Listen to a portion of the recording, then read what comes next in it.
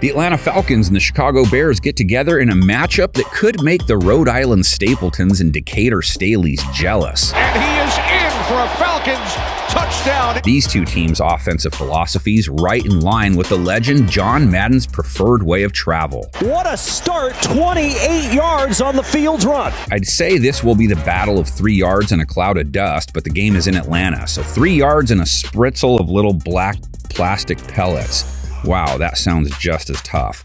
You get what the preview headline is though, right? Both offenses are run dominant. Justin Fields may be the most dominant runner in the game right now. Terrific block down there by Mooney. He's in for 6. 178 yards in Week 9 follows that up with 147 in Week 10. Bears offense looking more and more like Lamar in Baltimore with each passing week.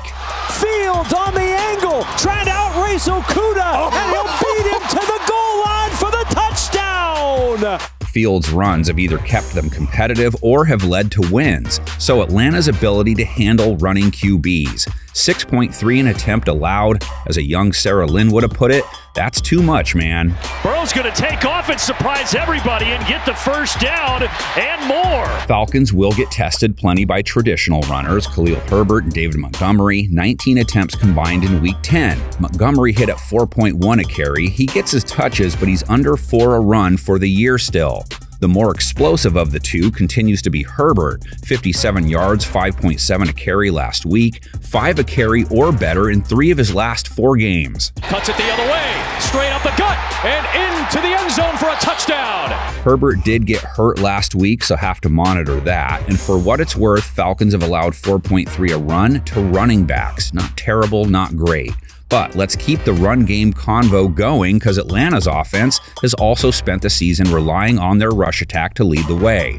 Close to 140 yards last week, 5.5 per tote. And Marcus with a good run. Falcons have one of the highest rush attempt totals in the NFL, but never know who it is that's going to be effective. They roll with sort of a committee approach. Last week, Caleb Huntley, Avery Williams, Marcus Mariota all hit at 6 or better running it.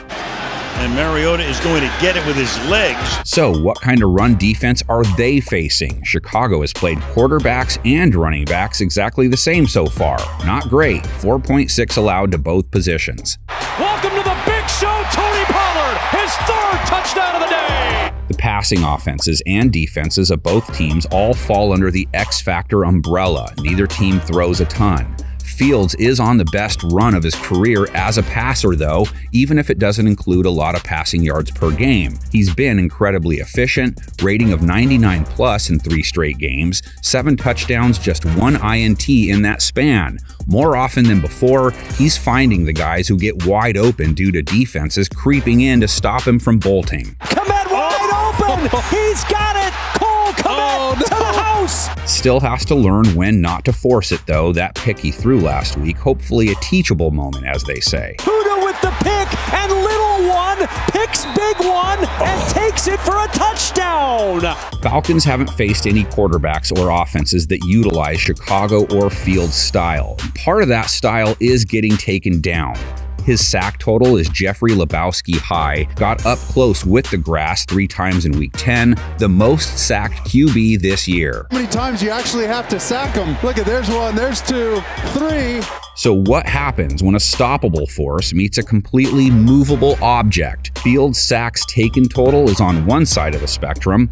Falcons' sack total on defense, also in extremely rough territory, just 13 QB takedowns in 2022. Atlanta's lack of pressure has shown up on the back end, 95.5 rate allowed, close to 70% of passes being completed against them, so Fields might be able to keep his mojo streak going. For the end zone, Komet leaping high to pull it in. Here's the thing though, Chicago's defense only has 15 sacks, a low 20s pressure rate, but the same deal, they face a quarterback who just faced 45% pressure last week.